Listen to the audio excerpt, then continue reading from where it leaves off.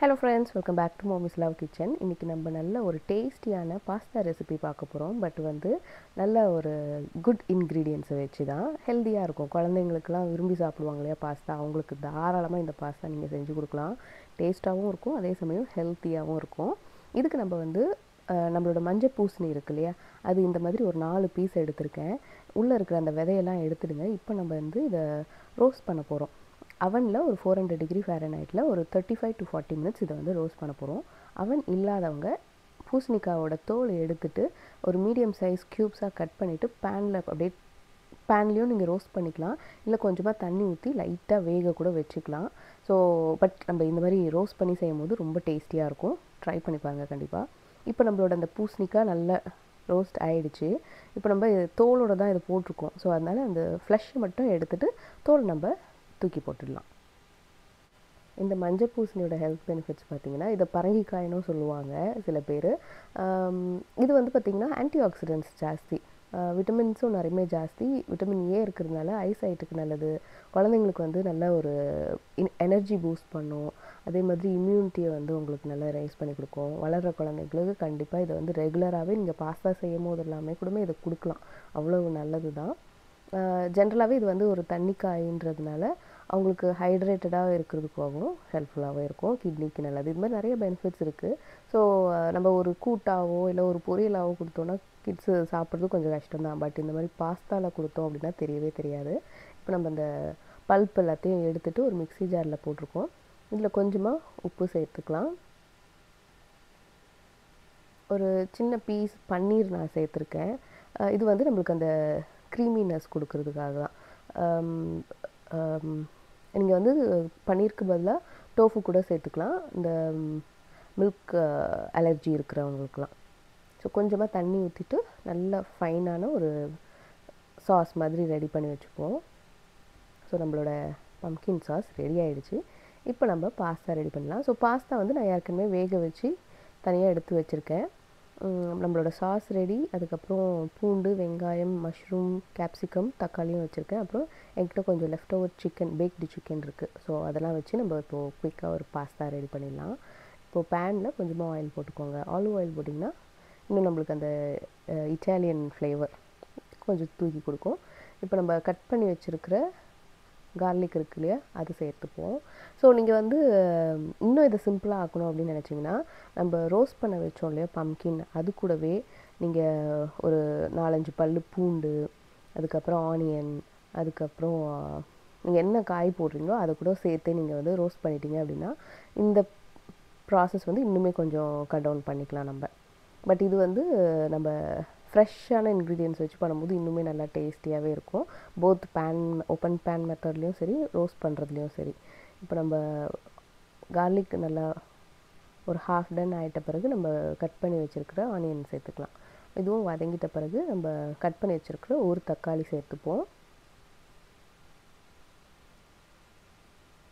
இது வந்து அப்படியே நல்லா முஷியாக ஆகணும். இதுக்கு நம்ம கொஞ்சமாக உப்பு சேர்த்துக்கலாம்.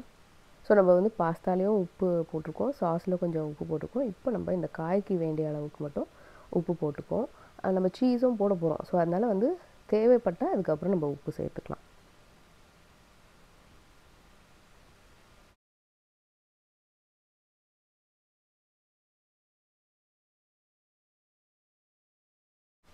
அடுத்து நம்ம கேப்சிகம் சேர்த்துக்கலாம். நீங்கள் எந்த கலர் கேப்சிகம்னாலுமே சேர்த்துக்கலாம். என்கிட்ட இன்றைக்கி ரெட் இருக்கிறதுனால ரெட்டு சேர்த்துருக்கேன். அதுக்கப்புறம் மஷ்ரூம், சிக்கன் இதெல்லாமே வந்து ஆப்ஷனல் தான். உங்களுக்கு இதுக்கு பதிலாக வேறு ஏதாவது டோஃபு இல்லை பன்னீர் அந்த மாதிரி சேர்க்கணுன்னாலும் தாராளமாக சேர்த்துக்கலாம். ஏன்னா எல்லாமே நம்ம ஒரு பெட்டர் ஃபார்ம் ஆஃப் ப்ரோட்டீன் எடுத்துக்கிறது தான் இது. இந்த பாஸ்தாலையுமே பார்த்திங்கன்னா உங்களுக்கு கொஞ்சம் ப்ரோட்டீன் ரிச்சாக தான் இருக்கும். ஏன்னா நம்மளுக்கு காய் சேர்க்குறோம், அதுக்கப்புறம் வந்து பன்னீர், டோஃபு அந்த மாதிரி சேர்க்குறதுலாம் வந்து பார்த்திங்கன்னா உங்களுக்கு நல்லாவே இருக்கும், ஃபில்லிங்காகவும் இருக்கும். கிட்ஸுக்கெலாம் வந்து விரும்பியே கேட்பாங்க. டேஸ்ட்டு ரொம்பவே நல்லாயிருக்கும். இப்போ மஷ்ரூமும் போட்டு நல்லா வதக்கிப்போம். நெக்ஸ்ட்டு நம்ம வச்சுருக்கிற இந்த சாஸு, நான் இன்றைக்கி வந்து இந்த ஃபுல் சாஸுமே ஒரு பவுலில் பாஸ்தாக்கு சேர்த்துக்கிறேன். ஸோ அந்த லெவலுக்கு போட்டாலுமே நல்லாயிருக்கும். ஸோ நம்ம ஒரு 4 பீஸ் பம்கின் எடுத்துருக்கோம். அது வந்து இந்த ஒரு 2 சர்விங் பாஸ்தாக்கு பர்ஃபெக்டாக இருக்கும் சாஸ்க்காக. ஸோ இந்த சாஸ் வந்து நீங்கள் மொத்தமாக கூட செஞ்சு வச்சுக்கலாம். ஃப்ரிட்ஜில் வச்சிங்க அப்படின்னா ஒரு 2-3 நாளைக்கு நல்லாயிருக்கும். நீங்கள் அதுக்கு மேலே வச்சு யூஸ் பண்ண போகிறீங்கன்னா நீங்கள் அதை ஃப்ரீஸ் பண்ணிவிட்டு அதுக்கப்புறம் நீங்கள் மெதுவாக கூட யூஸ் பண்ணிக்கலாம். ஃப்ரீசரில் வச்சுட்டிங்க அப்படின்னா கண்டிப்பாக உங்களுக்கு 1 மந்த் வரைக்கும் வச்சு நீங்கள் யூஸ் பண்ணிக்கலாம். இப்போ அந்த சாஸ் போட்டு அந்த பம்கின் ஏற்கனவே குக் ஆனது தான். ஸோ அதனால் ரொம்ப குயிக்காகவே இது ஆகிடும். ஸோ சாஸ் போட்டு ஒரு 1 மினிட் வச்சுட்டு அதுக்கப்புறம் நம்ம சீசனிங்க்கு இட்டாலியன் சீசனிங், அப்புறம் அதுக்கு சில்லி ஃப்ளேக்ஸ் அது சேர்த்துப்போம். ஸோ உங்களுக்கு இன்னும் கொஞ்சம் காரம் வேணும் அப்படின்னா கொஞ்சமாக நீங்கள் வந்து மிளகாய் தூள் கூட சேர்த்துக்கலாம்.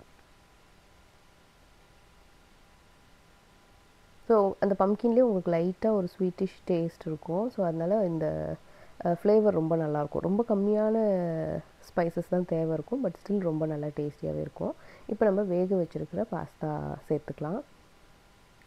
ஸோ இது இன்னும் கொஞ்சம் லிக்விடாக வேணும் அப்படின்னா நீங்கள் வந்து இந்த பாஸ்தா வேக வச்ச தண்ணி இருக்கு இல்லையா, அது வந்து நீங்கள் ஊற்றி நீங்கள் அட்ஜஸ்ட் பண்ணிக்கலாம். இல்லை உங்களுக்கு இன்னுமே க்ரீமியாக வேணும் அப்படின்னு நினச்சிங்கன்னா பால் கொஞ்சம் ஊற்றிக்கலாம். இல்லை அப்படின்னா நீங்கள் ஹெவி க்ரீம் இருக்கு இல்லையா, அது கூட சேர்த்துக்கலாம். அதெல்லாம் இன்னும் கொஞ்சம் ஹெவியாக இருக்கும்.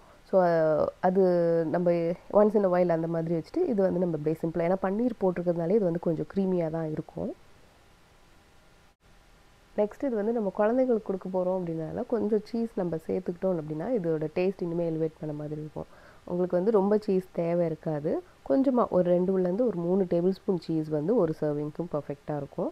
அது ஒரு நல்ல ஒரு ஃப்ளேவர் அண்ட் டேஸ்ட் கொடுக்கும். உங்கள் கிட்ஸுமே விரும்பி சாப்பிடுவாங்க. ஸோ பெரியவங்க சாப்பிட்றோன்னா இந்த சீஸு கூட ஒமிட் பண்ணிக்கலாம். சீஸ் நல்லது தான், பட் நம்ம வந்து அது குவாலிட்டி சீஸ் வந்து பார்த்து வாங்கி சாப்பிட்ணும்.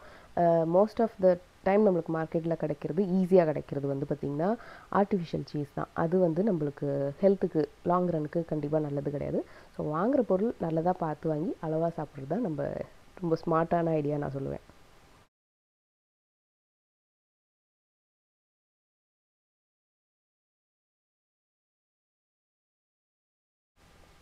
கடைசியில் கொஞ்சமாக நம்ம பெப்பர் பவுடர் சேர்த்துப்போம்.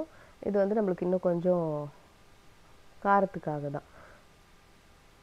ஸோ ஆல்மோஸ்ட் நம்மளோட பம்கின் சாஸ் பாஸ்தா ரெடி ஆகிடுச்சு. நீங்கள் வந்து இன்னும் இதில் வேறு காய்கறி சேர்க்கணும் அப்படின்னா ஆப்ஷன் பார்த்திங்கன்னா கீரை கூட நீங்கள் சேர்க்கலாம், ஆஸ்பாரகஸ் சேர்க்கலாம், பிரசில் ஸ்ப்ரவுட்ஸ் சேர்க்கலாம்.